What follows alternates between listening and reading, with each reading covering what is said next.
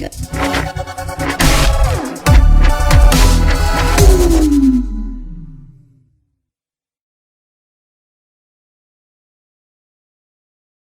everybody, it's Benny One, and I'm back at you with another Bad Batch review, everybody. We have episode 3 of Star Wars, The Bad Batch, the spin-off show of the Clone Wars, everybody. And in this week's episode, we have the Bad Batch and Omega. You know, they're flying away on their ship, and they have an issue with the ship, so they have to make a crash landing on a moon, everybody. So they end up crash landing. And Hunter and Wrecker kind of have a little conversation about Omega, because he offers Omega a ration and Wrecker has one, and he's like, oh, hit me with another one. And he's like, well, we're kind of low on rations, so... And then Omega's like, well, you can have mine, and he was going to take it. And Hunter was like, you're going to take that from the kid and stuff? And he's like, I'm not used to, like, being around kids and stuff like that. And Hunter's like, yeah, none of us are. And like, he's like, she doesn't even have a bed. So they're really like showing that these guys are soldiers and they don't really know how to take care of a kid and be around a child. So they really start diving into that in this episode. So they crash land on this moon, and I feel like the Bad Batch in a way kind of took a little backseat in this episode, because like Tech and Wrecker, and they're just really not in the episode a whole lot. It's Hunter and Omega that get a lot of focus, because they find out that there is a creature on this moon that is stealing parts off of the ship after they land, so it's making the situation worse, because they need to replace some stuff so that the ship can fly again.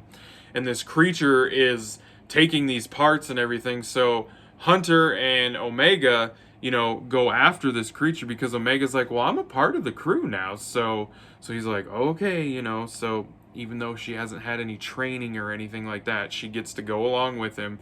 And they do follow the creature to its little lair that it is underground, and it attacks Hunter. He gets his oxygen mask knocked off, and so Omega puts it back on him, and then she takes Hunter's gun and decides to go after this creature and get the part back that it took off the ship.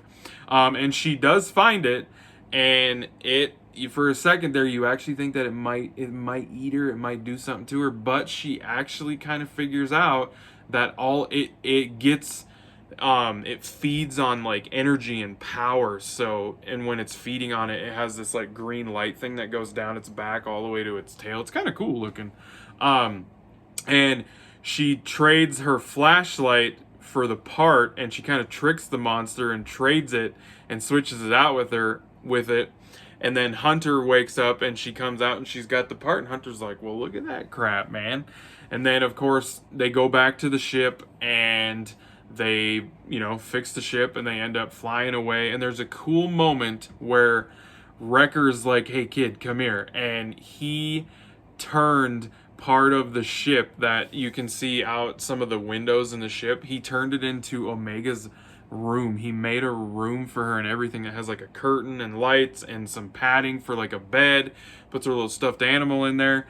It was really cool. It was a cool moment, especially after the little conversation that Hunter and him had at the beginning of the episode. It was just really cool. And that's where the episode ends. So the other part of the episode that I felt like they focused a little bit more on was the clones. So Crosshair is basically, he's brainwashed at the moment. And Grand Moff Tarkin sends him and this group of elite soldiers, not clone troopers, because another admiral shows up and he has these 4 special trained soldiers that he's trying to convince Tarkin that we need more than just clone troopers. Like, we can have these specially trained individuals and they could become a force that the Empire needs. And it's, like I said, this show, in the other reviews, this show is the early beginnings of the Empire phasing out the clones and not using them anymore and using actual people as the stormtroopers. So these are the very early beginnings and workings of that happening. So they send Crosshair and these special elite soldiers out on a mission to go to Alderaan and take out Saul Guerrera's little faction that he has there. And Crosshair and the main guy that's a part of that group that says that you clones will basically, you guys aren't going to be needed. And he's like, enjoy being the commander while it lasts. So you can tell there's some tension between the two already. And they find him, and they pretty much end up killing all of them. And there's some civilians on the ship, and Crosshair straight up is like, where's Saul Guerrera? And they're like, we don't know. And he shoots one of them, and then the other one's like, well, he left the planet. He's off planet, but we don't know where he was going. So Crosshair says, okay, kill him. He's like, and the one guy that he had the issue with was like, whoa, whoa, whoa, we're not killing these people. We're going to take these people back as prisoners and question them. And he was like, a good soldier follows orders. And that's the difference between the clones and regular people, is the clones are programmed to do certain things and do what they're told. And the regular people aren't. So Crosshair shoots the guy. He freaking shoots him. And he looks at the other three and he's like, finish the mission. And they do. They burn and shoot and kill those freaking prisoners. And they go back, and the freaking Tarkin is just like impressed as hell. And he says, for now, the clones are going to serve their purpose for the Empire. They obviously have a need, and we're going to use them, and they're going to serve their purpose for the Empire. And he leaves that admiral in charge, because that admiral says that like he still wants to work on that and bring other people in to work alongside them and fuse them together. And that was the other part of the episode. So, and there's a part where Crosshair and the other three go back to the barracks that the Bad Batch had, and you can tell that there is part of Crosshair still in there. And I do think what Omega said in the episode is that we can still save Crosshair and get him back. I do think eventually they probably will go down that route where he will rejoin the group and the brainwashing thing will go away. I do think they're going to dive into that. I really do. Because you can tell in that part of the episode where he goes back to their room where they stayed, and he sees the markings on the wall, and he looks around while the other three kind of go in and set their stuff down, and you can tell that there's part of him in there that is like, this is what I'm doing is wrong. So it was a pretty good episode again.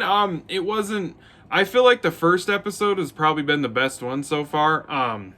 But I'm really enjoying these early beginnings of them showing the clones getting phased out and everything. It's pretty cool so far. So yeah, overall, it was a good episode. So I hope you guys enjoyed the review. I thank you for watching. I appreciate it. And I'll be catching you on the tube later, because I have spoken.